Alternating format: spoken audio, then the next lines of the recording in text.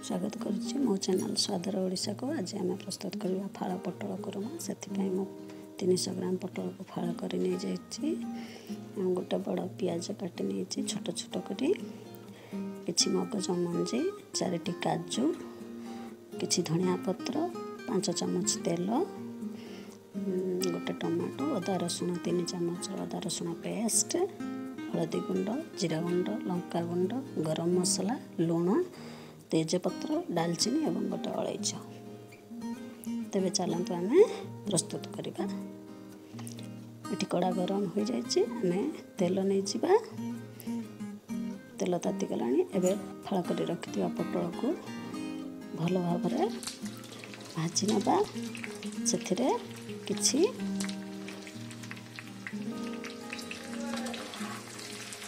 हलदी एवं लुण ऐड करदबा। ताको भल भाव गोले 10 मिनिट ढांकी दे भाजवा भल भाव भाजवा छाड़द।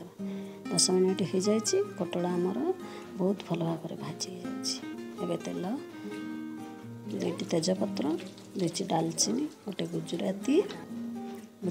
गुजराती टी खोलिकी पकेबा कारण बास्ना भल आसब। तापर आम रखि पियाज को पकई नवा। पियाज टी गोल्डन ब्राउन पर्यंत भाजवा हो जाए। आम लंका गुंड पकेबा। तेल रे लंका गुंड पकाइले भल कलर आसी थाए रेसिपीर।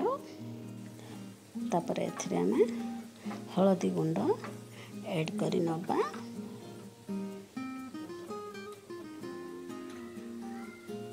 ताको भल भाव गोले दबा। तापर अदा रसुण पेस्ट नहीं जावा। 2 ରୁ 3 मिनट अदा रसुण को भल भाव कषा। अदा रसुण मसला 2-3 मिनट कषा पर एबे आम ग्राइंडिंग करी रखि टमाटो मगज एवं काजूर पेस्ट टी को दे दबा। ताको भल भाव गोले नबा।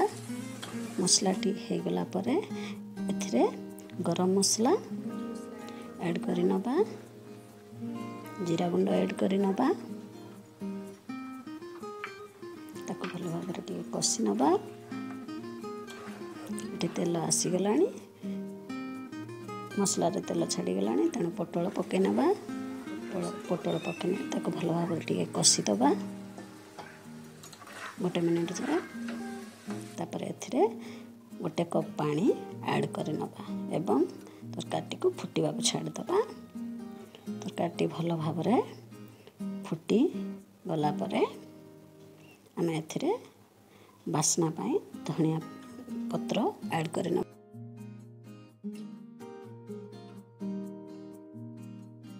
आमर प्रस्तुत हो जाए फाड़ पटल कुरमा।